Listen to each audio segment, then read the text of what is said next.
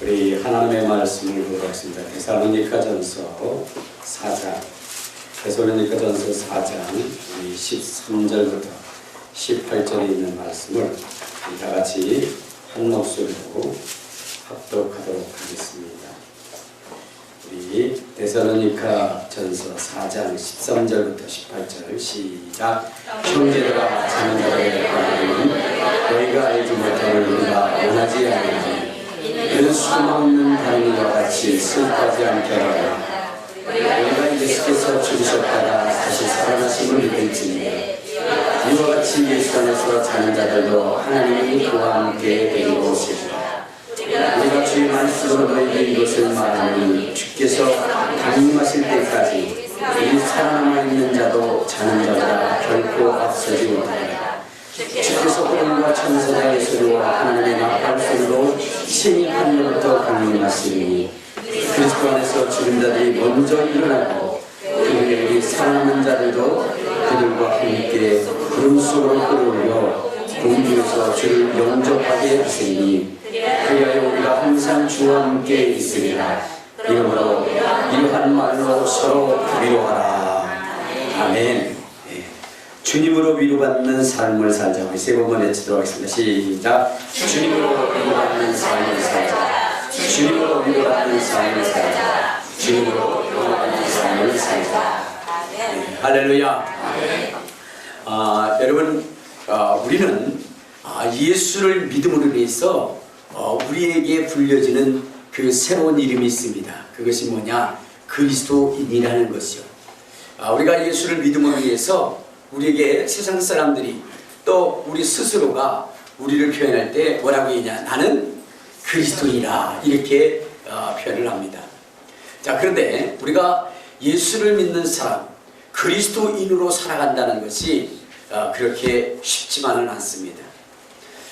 예수를 믿고 살아가다 보면은 때로는 억울한 일을 당할 때도 있고요, 때로는 손해보는 일을 당할 때도 있습니다. 그래서 바울이라고 하는 사람은 뭐라고 얘기했느냐? 우리 한번 고린도후서 4장을 보면 바울은 이렇게 이야기를 합니다. 우리 4장 8절을 한번 봅시다. 8절. 자, 시작. 우리가 사방으로 우겨쌈을 당하여도 쌓이지 아니하며 답답한 일을 당하여도 낙심하지 아니하며 박해를 받아도 버림받지 아니하며 거꾸로짐을 당하여도 망하지 않는다. 자, 여기 보니까 우리 그리스도인으로서 삶을 살다 보면 어떤 일을 당하느냐? 사방으로 우겨쌈을 당한다는 것입니다. 또한 답답한 일도 당한다는 것입니다. 낙심할 일들도 만난다는 것입니다. 또한 박해와 핍박으로 인해서 때로는 거꾸로짐을 당하기도 하고 쓰러지기도 하고 그리고 옥에 갇히기도 하고 때로는 뭐냐면은 채찍에 맞기도 하고 이렇게 슬프고 어렵고 고통스러운 일들을 우리가 당한다는 거예요. 사실 우리가 예수를 믿고 나서 삶을 살다 보면 때로는 지금 세상 사람들이 우리를 얼마나 어떻게 돼요? 무시하고 또 우리에게 손가락질하고 우리를 어렵게 하고 고통스러워할 때가 너무나 많아요. 다른 거 아닙니다. 예수 믿는다는 이유 하나 때문에 그렇게 당할 때가 많이 있어요. 여러분, 요즘 보면은 교회 차들이 자기의 교회의 마크, 자기 교회의 이름을 달고 다니지 않는 차들이 굉장히 많아요. 이유가 뭐냐면 다른 것이 아니라 그런 겁니다. 여러분, 교회 사람들도 바쁠 때가 있습니다. 그렇죠? 세상 사람들도 바쁠 때가 있고 교회 사람들도 바쁠 때가 있어요. 근데 세상 사람들이 차를 빨리 몰고 가면 뭐라고 생각하냐면 저 사람 바쁜 일이 있나 보다 이렇게 생각해줘요. 근데 교회 차가 바삐 가가지고 그러면 뭐냐면 조용히 갇혔다고 한다고. 여러분, 이렇게 차를 몰고 가다가 때로는 교회 차도 껴들 때가 있잖아요. 그렇죠? 그럴 상황이 있는 거 아닙니까? 근데 세상 사람들이 껴들면 아이고, 저 사람 잘못 실수를 해서 좀 지나가니까 급하게 껴들었나 보다. 그리고 양보를 해줘요. 근데 교회 차가 그러다가 껴들고 나면은 교회가 졌다고 지지들을 한다고 하면서 교회를 비방하고 비난할 때가 많이 있어요. 또 여러분들 예수 믿는 아내와 예수 믿지 않는 남편이 있어요. 그러면 때로는 뭐냐면 남편이 잘못할 때가 있잖아요. 예수 믿지 않고 그래 안 그래 억지를 부리고 그러면 아내가 얘기합니다. 왜 당신 지금 억지 부리고 그렇게 또 가정을 왜 돌보지 못하는 거야. 그러면서 또 때로는 이야기를 합니다. 얘기를 하다 보면 또 때로는 뭐요? 화가 나서 싸울 때도 있잖아요. 그럼 얘기합니다. 교회에서 그렇게 가르칠 때 예수 믿는 게 그 모양이냐? 그러면서 비난을 하고 때로는 핍박을 하고 그러려면 당장 때려쳐! 그래서 위협을 합니다. 그래야 안 그래요? 여러분들 보시면은 예수 믿는 사람들이요 세상 사람들보다는 훨씬 착하게 삽니다. 그래야 안 그래요? 그럼 한번 생각해보면 그래요. 지난번에도 장경동 목사님 말씀하셨지만 여러분 거리에 담배꽁초가 10개가 있었어요. 여러분 그 중에 예수 믿는 사람이 버린 담배꽁초는 몇 개나 될까요? 2개. 2개밖에 안 돼요. 전혀 없다고 얘기할 수는 없어요. 근데 버린 사람이 그 버린 사람 8은 누구예요? 안 믿는 사람들. 그런데 욕은 누구에게 더 욕을 해요? 예수 믿는 사람이 하나 못 잘못하면 욕을 바가지가. 여러분 또 그런 일들이 있어요. 무슨 얘기냐면 지금 전도를 하잖아요. 전도를 해서 예수 믿으세요. 그러면 그런 분들이 많이 있어요. 나요? 교회 안 갑니다. 왜요? 내 교회 갔는데 그 장로한테 뒤통수 맞았어요. 그런 교회 내가 뭐하러 갑니까? 그렇게 얘기하면서 아이고 내 교회는 절대로 안 갑니다. 다시는 안 갑니다. 그렇게 얘기를 해요. 그렇죠? 그런 사람들 많이 봤죠? 네. 교회 갔더니 사기치는 집사님 집사가 사기치나요? 나 그런 교회 다시는 안 갑니다. 그런 사람들 많이 있어요. 근데 그게 그 사람의 얘기의 논리라면 그 사람이 만약에 세상 사람들한테 사기를 당하면 뭐라고 그래야 돼요? 이렇게 얘기해요. 세상 사람들 내가 더러워서 세상에 안 산다. 내가 간다. 그리고 가야 돼요. 근데 그렇게 얘기하고 떠나는 사람이 있어요 없어요? 없어요. 세상에서는 부지기수로 사기당하면서도 거기에 대해서 그렇게 얘기하는 사람 단 한 사람도 제가 못 봤어요. 내가 이 세상 사람들 나한테 사기쳐서 내가 간다. 그리고 세상 떠난 사람 못 봤다니까요. 근데 왜 교회에서 한두 번 당한 걸 가지고 내 교회 떠나야지 라고 그렇게 얘기하는지. 여러분 교회 사람들 그래도 착합니다. 그래도 하나님의 말씀대로 살려고 하고요. 그래도 뭐냐면 내가 베풀며 살아야지 라고 하는 사람들 더 많아요. 그럼에도 불구하고 욕먹는 것은 뭐냐면 세상 사람들의 뼈를 욕먹습니다. 이유가 뭘까? 여러분 이 세상이라고 하는 것은 마귀가 지배하는 거예요. 사탄이 지배하는 거예요. 그렇기 때문에 예수 믿는 사람들을 그냥 놔지 않아요. 가만히 놔두지 않습니다. 그러니까 여러분 예수 믿는 사람으로 세상을 살아간다는 것은 쉬운 일이 아니에요. 근데 한번 생각해보면 그렇습니다. 뭐냐면 우리가 세상은 우리가 그렇게 핍박을 한다고 생각합시다. 생각을 해요. 여러분 가서 물건을 산다고 생각해보세요. 옷을 사고 콩나물을 산다고 생각해보세요. 근데 내가 집사라는 거, 내가 장로라는 거, 그것을 알지 못했을 때 가서 그렇게 하는 거예요. 옷을 사는데 한 5만 원이라고 부르면 여러분 뭐라고 얘기해요? 5만 원 다 주지 않잖아요. 깎잖아요. 뭐라고 깎아요? 이거 어디 가보니까 그거 3만 원이던데. 그러면은 무슨 소리냐고, 이거 5만 원 받아야 된다. 그러면서 그래요. 근데도 끝까지 깎다고 나중에 깎아줘요 안 깎아줘요? 깎아줘요. 그러면서 뭐라고 얘기하는 줄 아세요? 아유 깍쟁이고 살림꾼이야 이렇게 얘기를 해요. 그래 안 그래요? 근데 어느 날 보니까 그 사람이 예수 믿는 사람이야. 다시 왔어. 5만 원짜리 또 깎아달라 그래요. 그럼 뭐라 그래요? 예수 믿는 사람이 그따구로 하냐? 그리고 깎지도 못하게 만들어. 그래서 예수 믿는다는 것 때문에 깎지 못하고 그 가격 다 주고 와요. 그러면 뭐라고 그래야 돼요? 아이고 예수 믿는 사람 자 그래도 마음이 넓으네 그렇게 얘기해야 되는데 뭐라고 얘기하냐면 등신 같은 거 그걸 다 주고 사냐? 이래요. 깎으면 뭐요? 목사님이 그렇게 가르치더냐? 그렇게 얘기해요. 그러니까 예수 믿는 사람은 이래도 욕먹고 저래도 욕먹고 그래요. 그렇죠? 그래 세상 속에서도 그렇게 욕을 먹고 그러고 와서 또 교회 왔어. 그 교회 와가지고 집사님들 간에 이야기를 합니다. 아 내가 이렇게 했는데 참 그때 너무 답답하고 힘들었어. 그러면 너무 억울한 일을 당하고 그랬어. 그러면 여러분 집사님이나 구역장님이 그렇게 당하고 온 사람을 뭐라고 얘기해요? 아유 집사님 너무 힘들었겠다. 너무 어려웠겠다. 라고 이렇게 얘기하는 것이 아니라 뭐라고 얘기해요? 집사님, 성도님 조심해야 돼.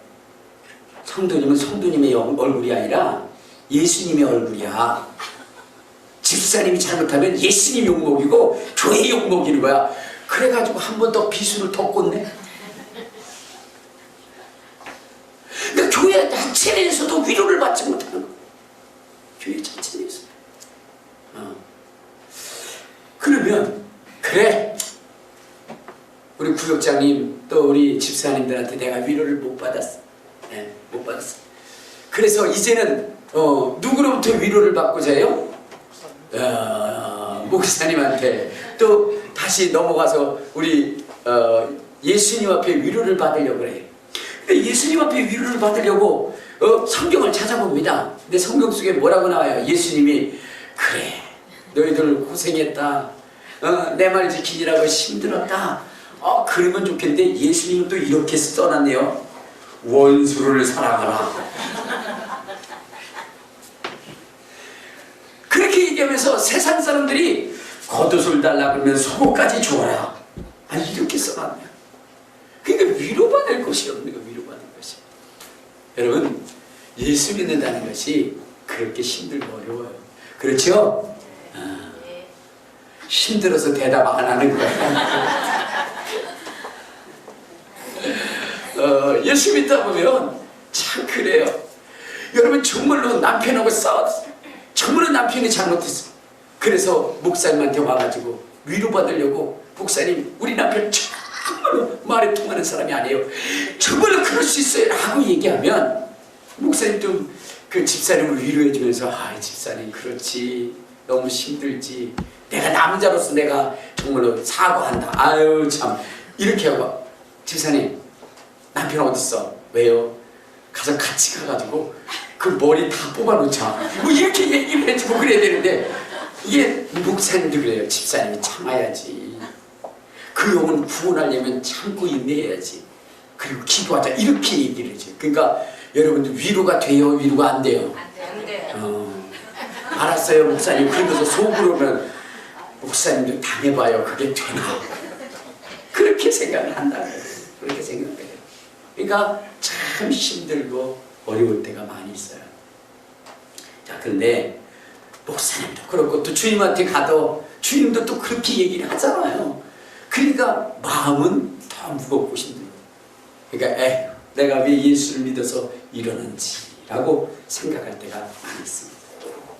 자, 그런데 여러분들 그때 힘들고 어려울 때 우리가 위로한들 사람의 위로를 받는들 여러분 그것이 진정한 위로가 되겠습니까? 진정한 위로가 되지 않아요.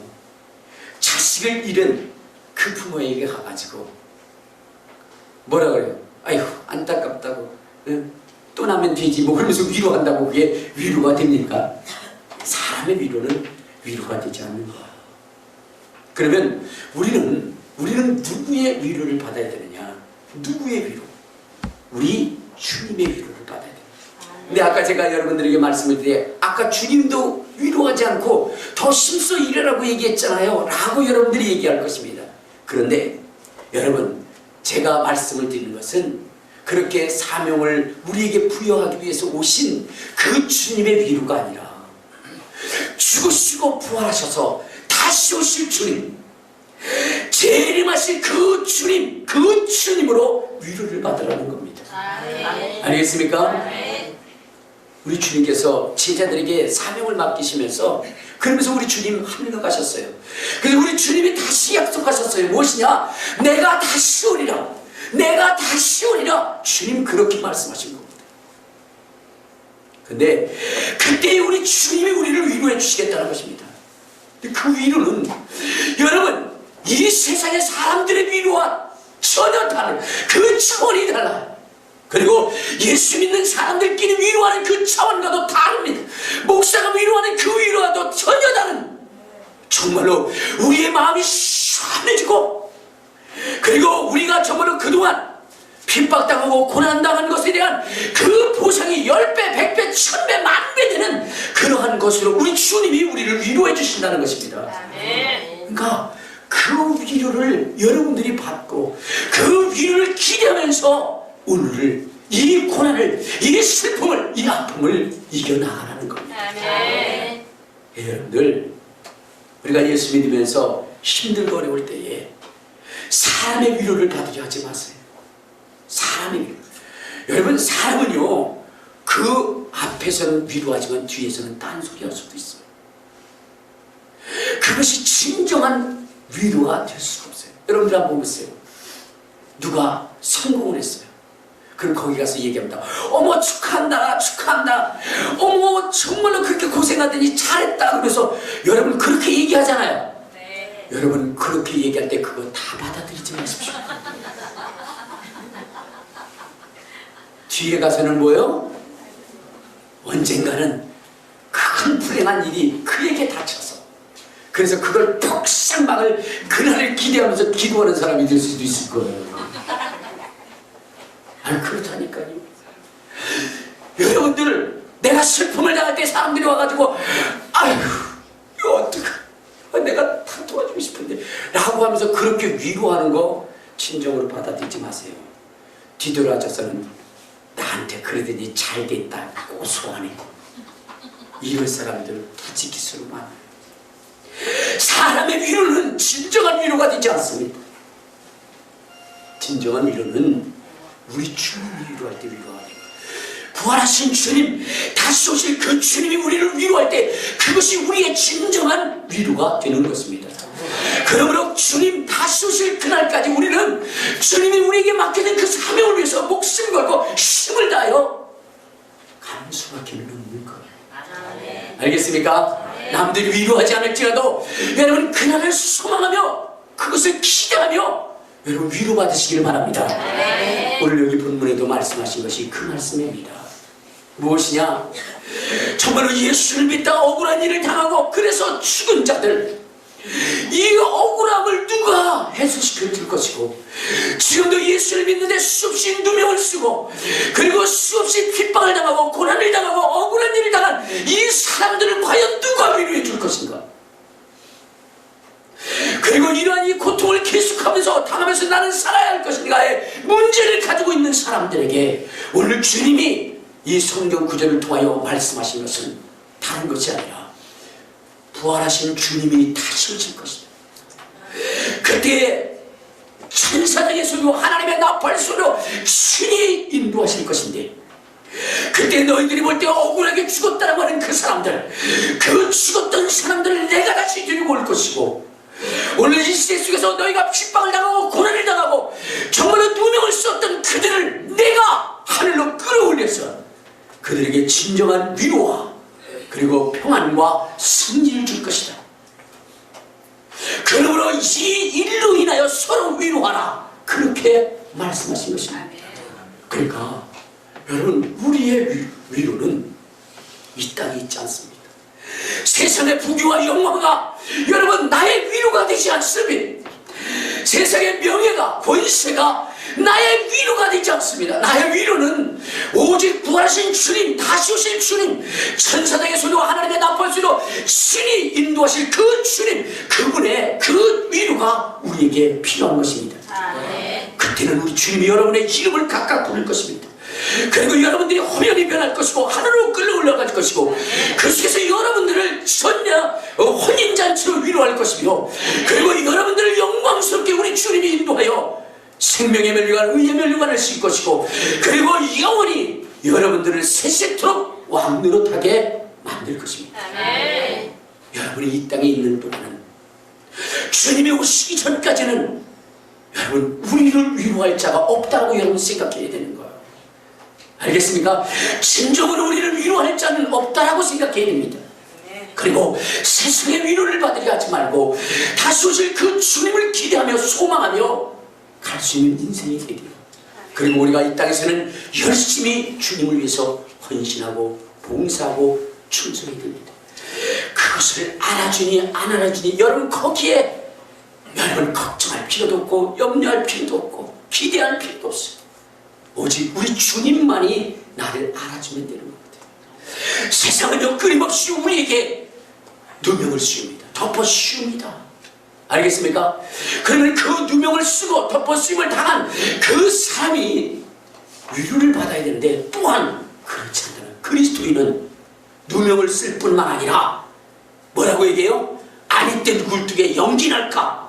라는 것으로 한 번 죽이는 것이 아니라 두 번 죽이고 잔인하게 우리를 죽이려는 무수한 사람들이 있다는 겁니다. 여러분 로마 시대에 네로라고 하는 황제가 있었습니다. 그 네로라고 하는 황제는 기독교인들을 엄청나게 핍박했던 그런 사람입니다. 근데 그 사람이 어떻게 해서 기독교인들을 핍박했느냐 하면은 다른 것이 아니라 그런 거예요. 그 네로라고 하는 사람이 약간 정신 이상자예요. 왕이 그러면 안 되잖아요. 근데 어느 날 자기 취미 활동을 한다고 그러면서 뭐냐면 시를 짓기 시작했어요. 완전히 정신없는 사람이 하는 행동, 그거 하기 시작해요. 그러면서 그 능력도 안 되면서 시를 쓰겠다고 그래요. 근데 여러분 그 시상이 떠오르겠습니까? 그 마음속에는 온갖 더럽고 추악한, 그리고 미움과 아주 남을 억압하고 남에게 뭔가 덮어씌우려는 그런 강경한 마음이 있는 사람에게 진정으로 시상이 떠오르겠느냐고요. 그러면 뒤돌아서 내 마음이 더럽고 추악해서 그래서 이런 것들이 떠오르지 않는 거야. 그 자기 수양을 해야 되는데, 근데 그것이 아니라 뭐요? 환경이 맞지 않아. 환경이 시상을 떠오르지 않게 하는구나. 그래가지고 어떻게 됐어요? 로마에 불을 지르라! 그 명령을 내렸어요. 그래가지고 부하들이 가가지고 어떻게 했죠? 로마에 불을 질러버렸어요. 불길이 활활 타릅니다. 왜? 그것을 보고 시를 지려고. 보통 정신 나간 사람이 아니죠. 자, 그러다 보니까 어떻게 돼요? 수많은 사람들이 죽잖아요. 근데 갑자기 여론이 안 좋아지는 거예요. 그래가지고 그 일 때문에 사람들이 죽고, 그러니까 어쩌로 집중이 돼요? 정부에게 집중이 되는 거예요. 그러니까 자기가 위태로워졌어요. 그러니까 자기가 피하기 위해서 어떻게 돼요? 이 불은 누가 저지른 거다? 예수 믿는 사람, 기독교인 사람들이 불을 지르는 것이니까 이제 그들을 하나도 빠짐없이 잡아들여서 그들을 뭐냐면 옥에 가두고, 그리고 그들을 사형에 처하라고 이렇게 명령을 내렸어요. 여러분 당시에 기독교인들은 여러분 정말로 착한 일을 했어요. 한 가지만 얘기해. 다른 얘기 많이 있지만 한 가지만 얘기한다면, 여러분 로마라고 하는 나라는 무엇이냐면 강력한 군대를 통해서 전 세계를 지배한 나라예요.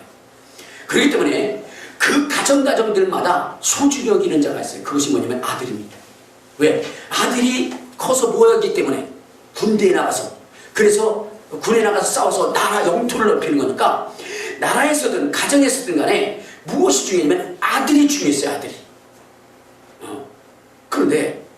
근데 여러분 그 개중에는 자손들 중에 정상적이지 못한 자손들이 태어나잖아요. 뇌성마비나 아니면 신체장애나 뭐 여러 가지로 이렇게 태어날 거 아닙니까? 그러다 보니까 그러한 가정은 불행한 거예요. 불행한 겁니다. 그래서 뭐냐면 그 자식들을 갖다 버렸어요. 자식들을 버렸어요. 자, 그럴 때 여러분, 비록 그 자식을 버렸지만 그 엄마의 마음은 얼마나 가슴이 아프고 미어지겠습니까? 근데 그런 자들을 들여다가 키운 사람들이 누구냐면 기독교인들이었어요.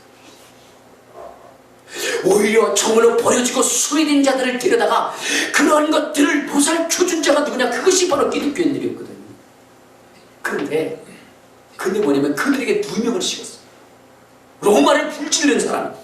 그래가지고 잡아가지고 죽이려 했어요.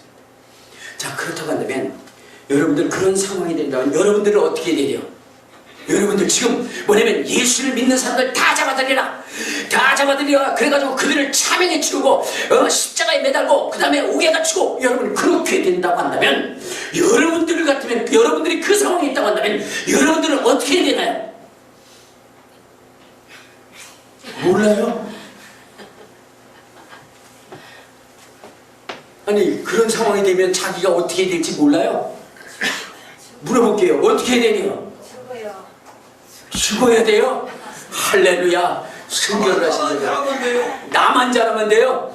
잘하는 일만 하고 있어요. 자기면 지키면 돼요. 자기 정신만. 자기 정신만 지키면 돼요. 제가 알려드리겠습니다. 그럴 때는 도망가야 됩니다. 알겠습니까? 그러한 일이 있으면 먼저 뭐 해야 돼요? 도망가야 돼요. 왜냐면 난 죄 없어요, 잘못 없어요. 여러분 거기 가서 얘기한다고, 그래 너 따져보니까 너 죄 없더라, 너 잘못 없더라, 여러분 그렇게 판결이 날 것 같습니까? 예?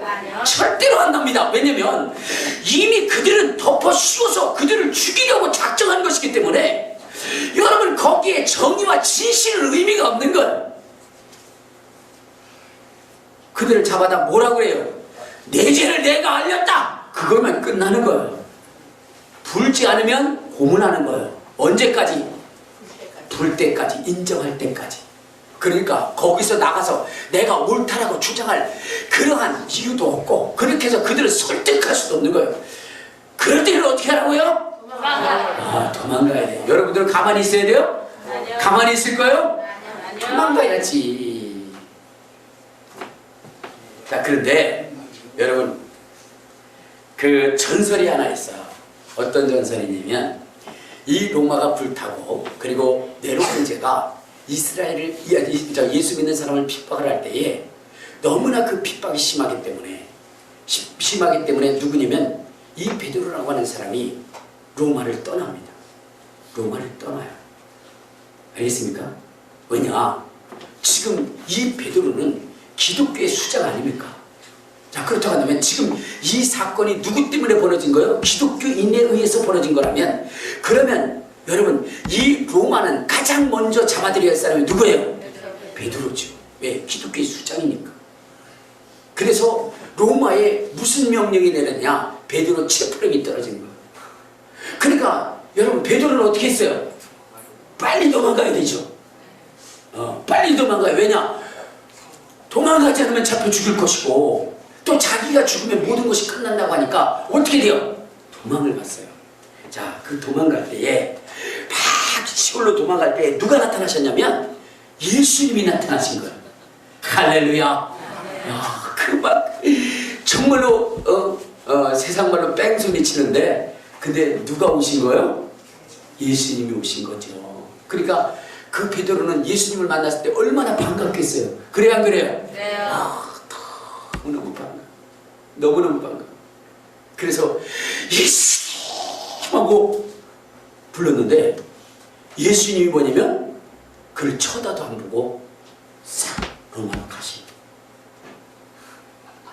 여러분 그때 베드로의 마음이 어떨까?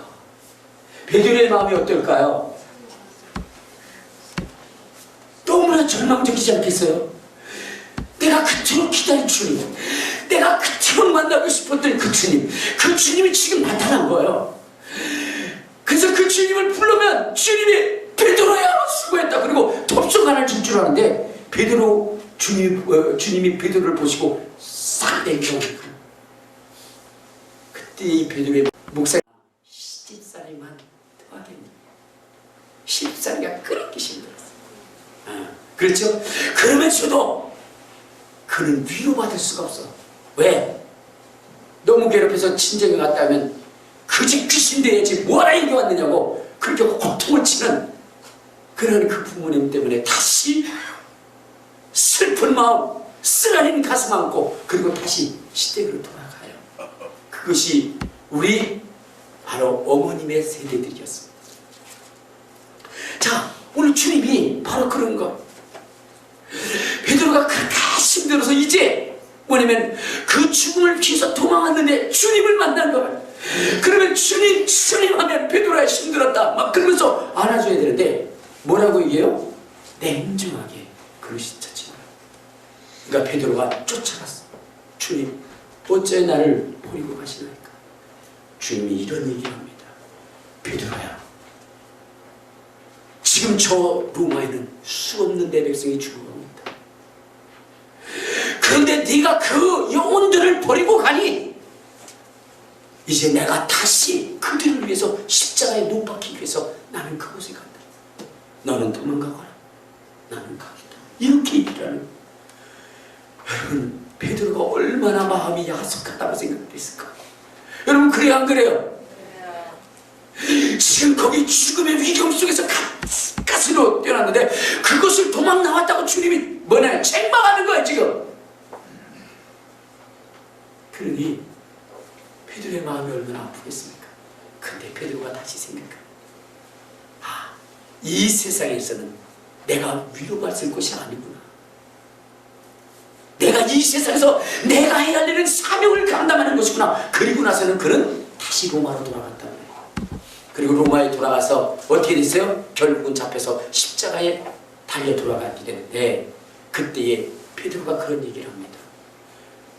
나를 십자가에 못 박을 때에 우리 주님처럼 바로 박지 마. 나를 거꾸로 봐. 그래서 베드로는 십자가에 거꾸로 매달려 돌아갔다. 여러분, 그런 이 세상에서 위로받지 못한 자입니다. 그런데 여러분, 성경은 기록하기를 뭐라 하느냐?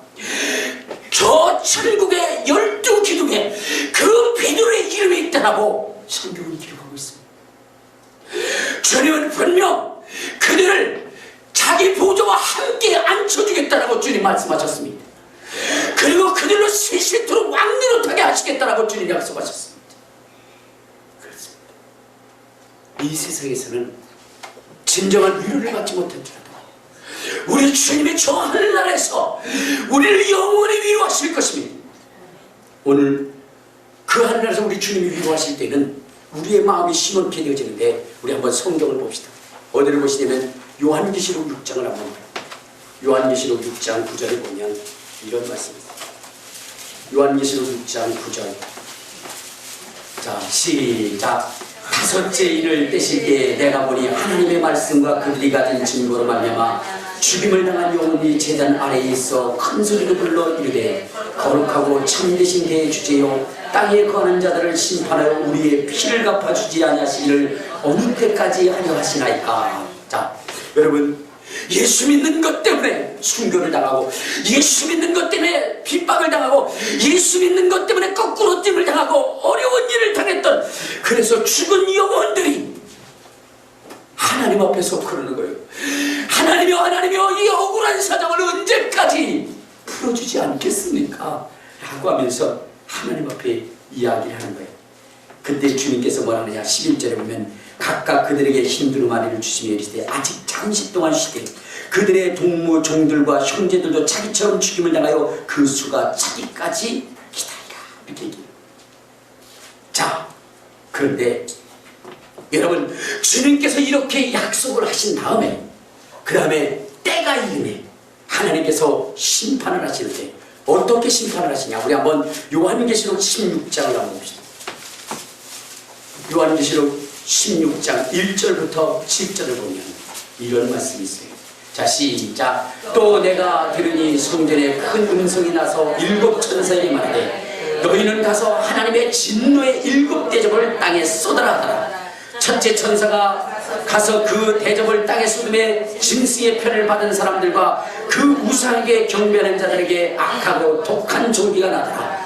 둘째 천사가 대접을 바다에 쏟음에 바다가 곧 죽은 자 가운데 피같이 되더라. 자, 그냥 뭐 시간이 없기 때문에 거기까지 읽고 이제 6절을 한번 봐. 6절. 5절 6절. 자, 시작. 내가 들으니 물을 차지한 천사가 이르되 전에도 계셨고 지금도 계신 거룩하신 이요 이렇게 심판하시기 어려우다. 그들이 성도들과 선지자들의 피를 흘렸으므로 그들에게 피를 마시게 한 것이 합당하나이다 하더라. 또 내가 들으니 제단이 말하기를 그러하다. 주 하나님 곧 전능하신 이요 심판하시는 것이 참되시고 의로우시도다. 할렐루야. 여러분, 주님이 다시 오실 때에, 주님이 다시 오실 때에 여러분, 정말로 그 재단에서 억울함을 호소했던 그들에게 그 마음을 실현해줄 그러한 심판을 세상에 하신다는 거예요. 그래서 우리를 그렇게 억울하게 만들었던 자들을 심판하시는데 얼마나 대단한지, 하나님의 심판이 의로우시다. 이렇게 하는 것이 합당하다 라고 하면서 그들이 외쳤다는 겁니다. 여러분 박영문 목사님의 그 간증을 여러분 들어보셨는지 모르지만 거기에 보면 그런 간증이 있어요. 뭐냐면 박영문 목사님이 예수를 안 믿었던 깡패. 아버님은 뭐냐면 유교에 철저히 젖으셨던 분이에요. 그 가문 오직 유교 가문이에요. 그런데 외갓집은 뭐라 그랬어요? 예수를 믿는 가문이에요. 그러다 보니까 이 아버지는 철저하게 예수 믿는 사람을 뭐요? 멸시하고 천대하고 무시하고, 그리고 오직 유교를 믿고 조상에게 제사를 드리고 이런 사람들을 최고로, 그리고 자식들에게도 너희가 정말로 제사를 잘 모셔야 되고 유교의 가르침대로 살아야 복을 받고 좋은 데로 가고 그렇게 된다고 가르친 거예요. 그러면서 저 예수 믿는 것들은 괜히 못된 거고 부모도 몰라보는 거고 그래서 막 멸시와 천대를 했어요. 그래서 외갓집을 외가 사돈이라고 여기지 않을 정도로 그렇게 만들었다. 그래서 그때 당시에 뭐냐면 그 외삼촌이 병이 들어가지고 이제 죽을 날이 얼마 남지 않았는데 그때까지도 자기는 외갓집을 가지 않았다. 그리고 외삼촌을 외삼촌이라고 얘기도 안 했고 외숙모를 외숙모라고도 부르지 않았다는 거예요. 가가지고 뭐라고 그래요? 예수 아줌마 이렇게 불렀다. 근데 그래도 무슨 바람이 불어서 그런지 그렇게 아프다 보니까 한 번쯤은 가봐야 되겠다라고 생각을 해서 갔답니다. 외삼촌 집에. 근데 외삼촌이 병이 들어가지고 배만 볼록 나고 아주 앙상하게 말랐더라고요. 그래서 가가지고 그런 거예요. 당신네들 예수 믿으면 잘 된다며, 예수 믿으면 그래도 잘 될 거냐? 저게 뭐야? 예수 믿는 결과가 저 모양이야? 그러면서 거기다가 핍박을 하면서 예수 아줌마 당신이 한 게 뭐냐 하면서 오히려 비수를 꽂고 갔어요. 그리고 나서 일주일 만에 그 외삼촌이 돌아가신 거예요. 그리고 세월이 지나서 자기 아버지도 돌아가시고 작은 아버지도 돌아가시고, 그때 아버지는 무슨 뭐냐면 이렇게 몸이 부으셔서 돌아가셨대요. 자, 그런데 어느 날 하나님께서 그 박영문 목사님을 천국으로 끌고 간 거예요. 천국으로 휙 끌고 갔는데 거기서 너무나 놀라운 것이 있어요. 그건 뭐냐면 자기 외삼촌이 그 천국에 있는데 예전에 아팠던 모습은 싹 사라지고 그 전물날 그렇게 멋있었던 그 모습을 가지고 있고, 그리고 세마포를 입었는데 그렇게 빛나고 아름답고 화려스럽대요. 여러분, 그는 예수를 믿으면서, 예수 믿으면서 좀 건강하면 얼마나 좋겠어요, 그죠? 근데 또 병도 들었어. 그러니까 손가락질 당하고 핍박을 당하고 고난을 당했어요. 근데 세상에서는 그렇게 고난을 당하고 핍박을 당했는데 그가 그 하늘나라에서 위로를 받는데, 여러분, 이것은 가히 자기 입술로 말할 수 없을 만큼의 그 위로를 받더라는 거지. 반면 하나님께서 저 지옥으로 이끌어갔는데 그때 그 속에서 자기 아버지를 놓았다는 거예요. 근데 아버지는 그 병들어서 있을 때 그 땡땡 부은 그 몸을 그리고 있는데 그 주변으로 막 독사들이, 그 불의들이 그를 가면서 괴롭히는데 견딜 수 없어 고통스러워하더라는 거예요. 그리고 조금 가니까 자기 작은 아버지가 불꽃 가운데서 막 고통스러워하고 괴로워하는 그 모습을 보여주더라고요. 여러분, 그들이 살았을 때 얼마나 그분의 성취를 핍박했는가, 얼마나 쥐난했는가. 그런데 주님은 갚아주더라는 거죠. 여러분, 우리는 지금 억울한 일을 당하고 고통을 당하는 거, 여러분 서러워하지 마십시오. 하나님이 반드시 신원해 줄 날이 있습니다. 오늘 그 6장에 우리를 신원해 줄 때까지 언제입니까? 라고 얘기했더니 16장에 가서 정말로 그들에게 엄청난 재앙을 통해서 그들을 뭐요? 그들을 그렇게 고통스럽게 하더니 우리의 인생들에 대해서는 뭐라고 했냐? 19장을 봐요. 19장. 자, 19장 우리 7절을 보면, 자 시작. 우리가 즐거워하고 크게 기뻐하며 그에게 영광을 누리세. 어린 양의 혼인계약이 이르렀고 그의 아내가 자신을 준비하였으므로 그에게 빛나고 깨끗한 세마포 옷을 입도록 허락하셨으니 이 세마포 옷은 성도들의 옳은 행실이다. 천사가 내게 말하기를 기록하라. 어린 양의 혼인잔치에 청함을 받은 자들은 복이 있도다 하고 또 내게 말하되 이것은 하나님의 참되신 말씀이라 그랬어요. 그러니까 여러분들, 정말 이 땅에서 우리를 그렇게 괴롭히는 자들을 저 지옥에서 그들을 무참히 뭐냐면 고통스럽게 하고, 우리는 정말로 혼인잔치 최고의 기쁨의 자리로 우리를 초대한다는 것입니다. 여러분, 이것보다 더 큰 위로가 어디 있겠어요? 그러면 우리는 뭐 해야 되느냐? 여러분, 이 땅에서 위로받으려 하지 말아야 됩니다. 세상의 돈으로, 세상의 면회로, 세상의 군시로 위로받으려 하지 말아야 돼요. 우리는 다시 오실 주님, 그래서 영광스러운 주님, 세세토록 고통도 슬픔도 눈물도 없고 위로가 있는 그 주님의 그 위로를 받기 위해서 그날을 뭐요? 기대하면서 살아야 됩니다. 여러분들도 뭐 아시는 그 목사님이 있어요. 거지 목사님이시라는 그분이 한 분이 계셨는데, 그분이 뭘 하냐면 막 거지 대빵으로서 자기 밑에 뭐가 많아요? 거지들이 굉장히 많아요. 예, 거지들이 많아가지고 걔네들을 들고 있는데 어느 날 예수 믿는 사람이 누구에게 전도를 했냐면 이 거지 왕에게, 그 세상 말로 대빵에게 전도를 한 거예요. 이 대빵이 전도를 받는데 그게 옳은 것 같기도 해요. 그래서 그분이 뭐냐면 교회 온 겁니다. 교회 와서 딱 앉아 있었어요. 근데 앉아 있었는데 꼭 공교롭게도 그런 일들이 벌어져요. 마귀는 꼭 뭐냐면 사람이 시험 들게 만들어요. 왜냐면 그 예배가 시작해서 한창 예배를 딱 하는데 웬 귀부인이 딱 아주 그냥 깔끔하게 차려입은 귀부인이 딱 일어나더니 잠깐만요 그러는 거예요. 왜 그러시냐 했더니 제 돈이 없어졌어요 그러는 거예요. 제 돈을 누가 훔쳐갔어요 그러는 거예요. 그러니까 막 거기가 어떻게 돼요? 술렁술렁한 거죠. 자, 그럴 때에 여러분들 어떻게 생각했어요? 다 누구를 쳐다봤어요? 거지를 쳐다본 거예요. 왜냐면 애초부터 거지가 들을 때부터 옷이 남루하니까 그 사람을 자꾸 희끈희끈 쳐다봤는데, 그랬는데 아니야 다를까 또 그때 무슨 일이 일어났어요? 돈이 없어졌어요. 그러니까 사람이 누굴 쳐다봐요? 거지를 딱 쳐다봐요. 안수 시장이 거지라는 거 아니에요? 또 기분 나쁘게 나를 거지라고 그랬다고 이렇게 얘기하지 마세요. 그러니까 딱 쳐다보니까 그 사람, 그러니까 너무나 억울하고요. 왜냐면 비록 내가 거지로 살았지만 뭐요? 정직하게 살았다 이게. 빌어먹고 살았지만 남의 물건을 훔치지 않았다 이게. 길거리에 있어도 뭐요? 빌어먹어서 남이 주는 것을 받았지 가져오지는 않았다 이 말이에요. 그래도 거지의 자존심을 지켰다 이 말이에요. 그래서 뭐요? 벌떡 일어났어요. 일어나서 뭐라 그러냐면 뭐라고 얘기하려고 했어요? 이런 거지 같은 교회가 있냐? 내가 비록 거지이지만 남의 물건을 훔치고 살지는 않았다. 내가 이 거지 같은 교회를 내가 다시는 안 오겠다. 그리고 나가려고 벌떡 일어나서 말하려고 그러는데, 근데 여러분 어때요? 여러분 주님도 뭐라 했어요? 주님이 다시 오시기 전까지는 우리를 어떻게 한다고 그랬어요? 뭐라고 그린다고? 참으라고 얘기하는 거예요.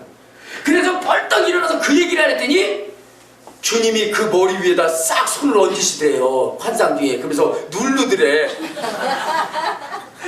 그러면서 뭐라고 했냐면 네가 훔쳤다고 해라. 그러더래요.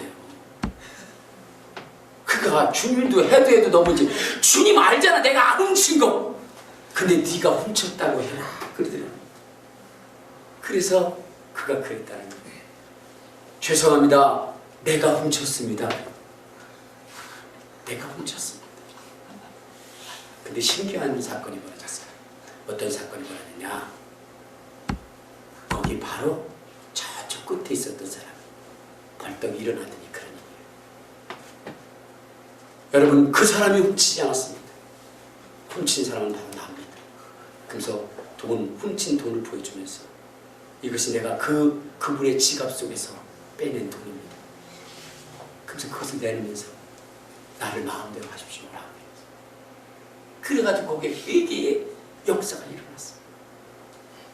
여러분 기독교인들이 억울함을 당하지 않으면 세상이 돌아올 수 없습니다. 주님이 십자가에 달리지 않으면, 여러분 주님이 십자가에 매달려 돌아가시지 않으면 죽어가는 영혼들이 돌아올 수 없어요. 그래서 주님은 그 십자가 선상에서 억울한 일을 당하시면서도 아무 말씀 안 하시고 그것을 다 온몸으로 받으신 거예요. 여러분 우리 억울한 일 당해서 여기서 그거 변호하려 하지 마십시오. 알겠습니까? 아멘. 우리는 마지막 날 주님이 다시 오실 때 우리를 변호해 줄 겁니다. 그것으로 인해서 위로를 받으신 겁니다. 아멘. 오늘 여기에 본문을 들으세요. 그것으로 위로받아야지. 이 세상에 목사가 뭐라고 얘기하고 권사님이 뭐라고 얘기하고 그 다음에 세상이 뭐라고 그것으로 위로받지 마. 그것으로 위로받지 마. 그것은 뭐예요? 진정한 위로가 되지 않아요. 오직 위로는 주님이 다시 오실 때 그분이 우리를 위로하실 겁니다. 그러므로 그 위로를 기대하고 소망하며 살아가는 저와 여러분 되시기를 주님의 이름으로 축원합니다. 우리 주여 한번 보고 통성을 기도할 때 주님 정녕 나는 주님으로 위로받기를 원합니다. 이제는 세상의 것으로 위로받기를 원치 않고 주님으로 위로받기를 원하고 주님 나를 도와달라고 우리 통성으로 기도하시겠습니다. 주여